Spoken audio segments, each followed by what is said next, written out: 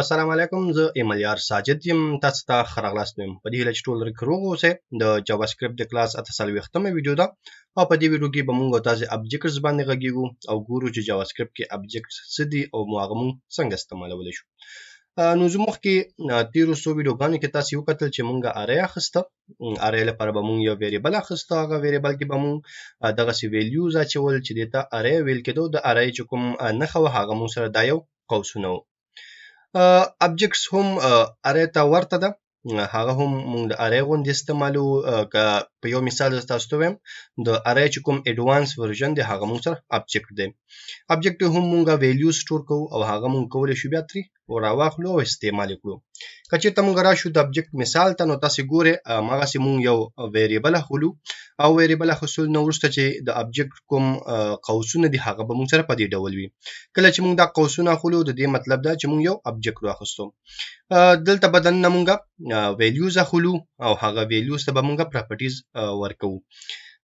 په ارې کې موږ وایو چې کله موږ ویلیوز ورکوو نو هلته موږ سره انډیکس نمبر وي او هغه هلته سټور کېږي او د انډیکس نمبر په واسطه موږ کولی شو هر یو ویلیو ترلاسه کړو او استعمال کړو لکه که چېرته ما غوښتل چې احمد ترلاسه کړم نو هلته به ما د ارې نوم لیکو بیا به مې ورسره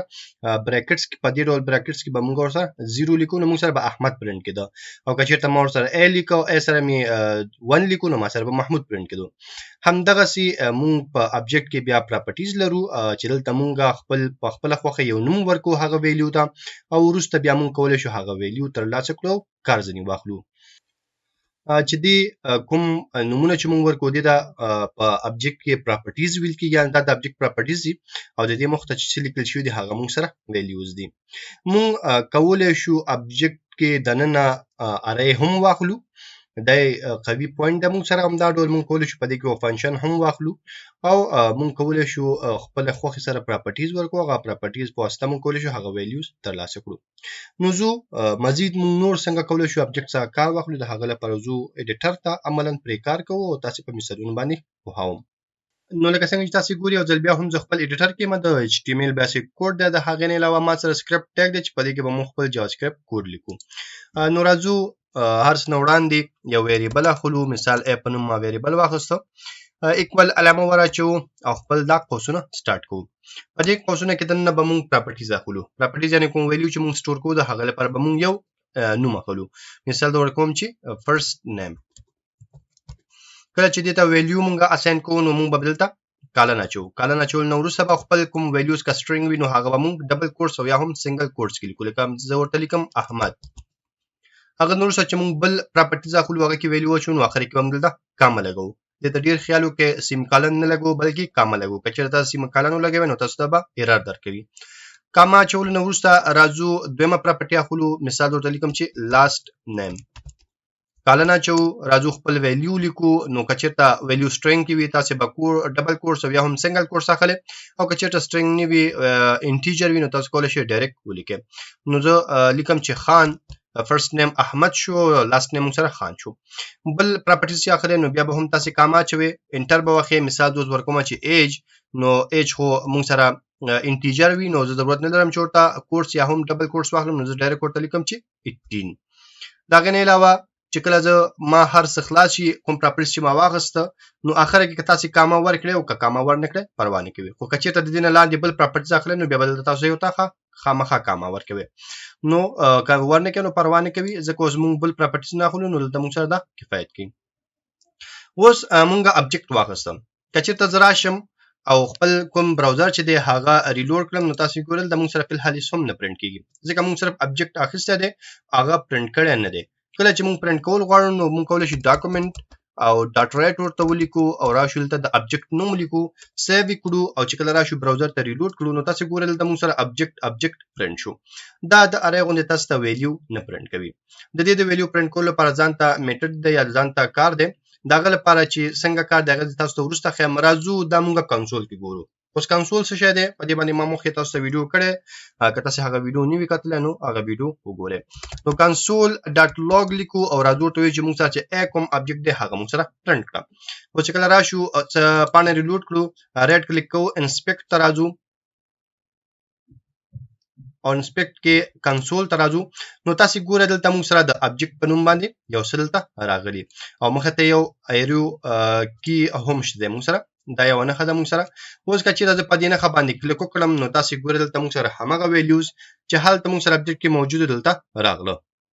او دا ویلیو سل د موږ سره راغلي دا ټول په الفبا تور باندې ترتیب شوی لومړی موږ سره ایج راغلی ځکه ایج کې سر کې ا راغلی او پسې موږ سره فرست نیم دی بیا ورپسې لاست نیم دی دا هغه ویلیوز چې موږ سره په دې ابجیکټ کې موجود دي کچې د راشم د ابجیکټ یو بل ویلیو هم واخلم نو زه راځم براوزر ته ایډیټر ته او دلته کاما چوم یو بل ویلیو واخلم مثال ورته لیکم چې فادر نیم لاست نیم نو وروسته لیکم نو راځم ورته لیکم چې اف نیم یعنی فادر نیم او ورته لیکم چې کریم کله چې دا سیف کړم او راشم دلته ریلوډ باندې کلیک کړم نو تاسو ګوره دلته موږ سره دا اپډیټ شو او چې کله راشم زه دا خلاص کړم نو تاسو ګوره دلته موږ سره ایج هم راغی فرست نیم هم راغی اف نیم یعنی فادر نیم هم راغی او موږ سره لاست نیم هم راغی نو دا تاسو ګوره موږ سره چې کوم ابجیکټس دي کوم ابجیکټ چې موږ اخیسته چې کوم ویلیوز هغه ټول د موږ سره شو کیږي اوس که چیرته موږ دا غواړو د دې ویلیوز اکسس کو یعنی هغه د پرینټ کول غواړو د هغه لپاره خپل میتود دی دغه د پرینټ کول لپاره لکه موږ څنګه ارې کې لرو دلته هم یو میتود لرو چې موږ کولای شو د دې کوم ویلیوز دي هغه استعمال کړو نو د استعمال لپاره به تاسو لومړی د ابجیکټ نوم لیکل کله چې ما ا لیکل د هغه نور څه به تاسو ټکی اچوي یعنی ډاټ باچوي او بیا به د پراپرټیز نوم لیکم مثال که زه راشم فرست نیم ورته ولیکم فرست نیم او زه سیف کړم راشم ته ریلوډ باندې کلیک کړم نو تاسو ګورئ چې دلته موږ سره احمد پرنٹ شو همدا ډول که زه کنسول هم ان کمنټ کړم نو کوم ویلیوز چې موږ سره په ابجیکټ کې موجود دي هغه به کنسول کې هم ښودل کیږي او بر دلته موږ سره هم ښودل کیږي که زه راځم بل یو اکسس کول غواړم نو دلته راځم د فرست نیم په ځای ورته ایج لیکم ټکی مې اچولی دی ایج لیکم نو چې کله راشم ته ریلوډ باندې کلیک کړم تاسو ګورئ هغه ایج هم موږ سره دلته پرنٹ شو د دې د پرینټ کول یو بل طریقه هم شته موږ چې هغه ډیر کم استعماليږي تر ټولو زیات استعماليږي همدغه طریقه چې تاسو به د ابجیکټ نوم لیکئ ټکی باچوي او بیا به د پراپرټیز نوم لیکئ بل طریقه دا چې د لک ارې چې موږ استعمالو تاسو به دا قوسونه واچوي او قوسون کې د دنه به تاسو کوډس ورکړي او بیا په دې کې تاسو پراپرټیز نوم لیکئ چې زه پکې ایج لیکم کله دا سیف کړم او راشم ډیلیټ کلیک کړم نو تاسو ګورئ چې د موږ سره ایرر راغی ایرر ذکر راغی چې دلته موږ ته د ډاټ ضرورت نه و دا به تاسو لري کړئ سیو وکړئ او راشي ریلوډ نو تاسو ګوره هغه کوم ویلیو چې پکې و هغه موږ سره ته پرنټ شو همدا ډول که زه راشم د دې پر ځای ورته اف نیم ولیکم دا سیو کړم او راشم ریلوډ باندې کلیک کړم تاسو ګوره موږ سره دغه د پلار نوم پرنټ شو نو دا موږ سره د ابجیکټ د جوړولو هغه کې د ویلیو د راچولو او د هغه سره د ویلیو د پرنټ کولو طریقه و همدا ډول موږ خپل ویډیو کې وی چې موږ کولای شو په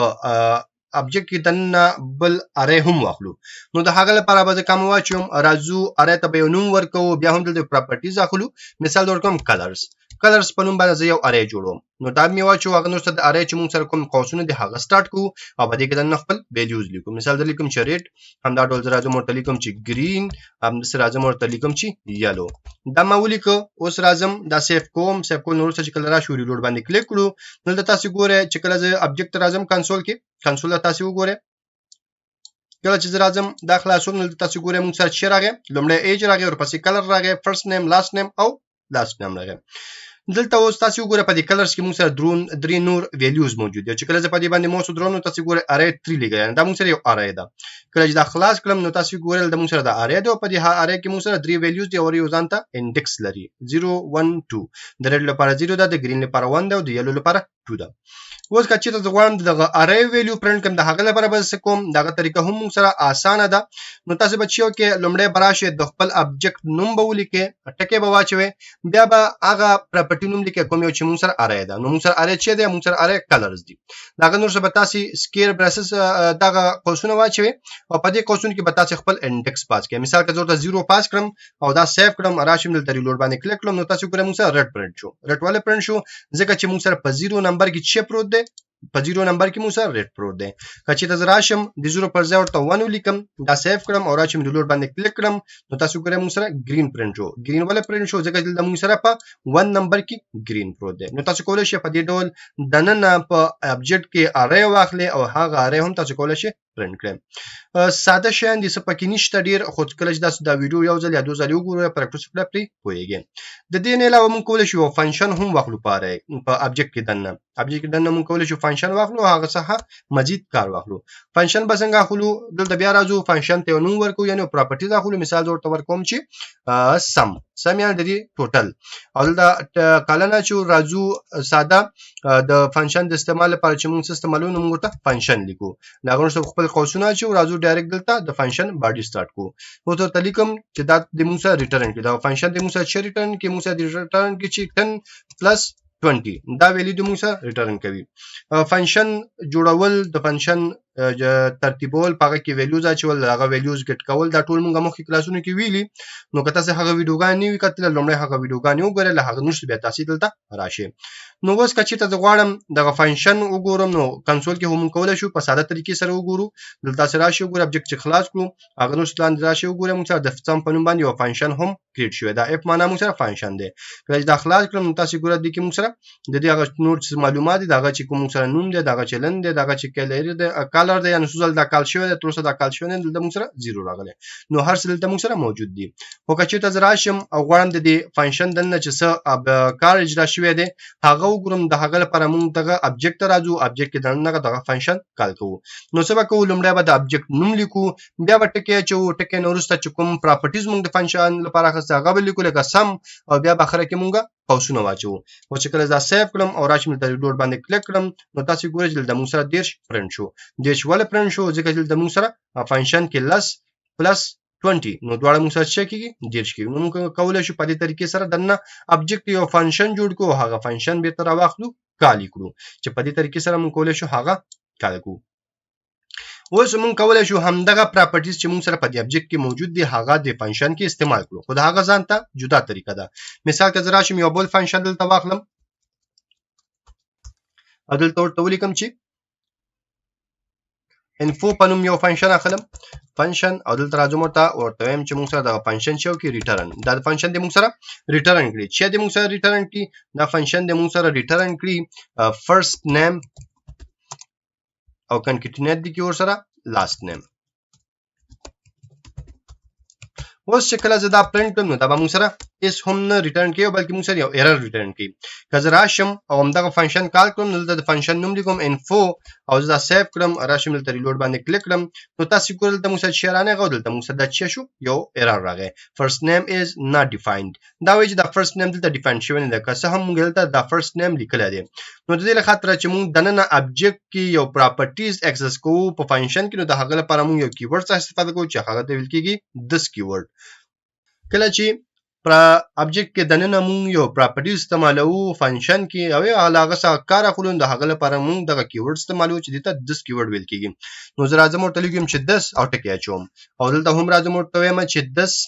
او ټکی اچوم د دې مطلب دا چې همدغه ابجیکټ چې کوم پراپرټیز دی هغه راواخله او چې کله دا سیو کړم او راشم ریلوډ باندې کلیک کړم تاسو ګورئ چې احمد خان موږ سره پرنټ شو اوس ولې احمد خان پرنټ شو ځکه چې موږ په فرست نیم کې چې د دې ابجیکټ کوم پراپرټیز هغه کې احمد دی او لاست نیم چې د دې ابجیکټ کوم پراپرټیز هغه کې موږ سره خان موجود دی او دواړه موږ چیک پرنټ کړو نو موږ کولی شو په دغه طریقې سره چې ابجیکټ کریټ کو ابجیکټ دنه پراپرټیز ورکو هغه ویلیوز ورکړو پراپرټیز کې ویلیوز اچول نه علاوه موږ کولی شو اری واخلو هغه کې ویلیوز واچو موږ کولی شو فنکشن جوړ کړو هغه فنکشن کال کوم دا ډول کولی شو دغه پراپرټیز چې موږ دلته اخیسته هغه یو فنکشن کې استعمال کړو د ډیس کیورډ په واسطه ول هغه څخه کار واخلو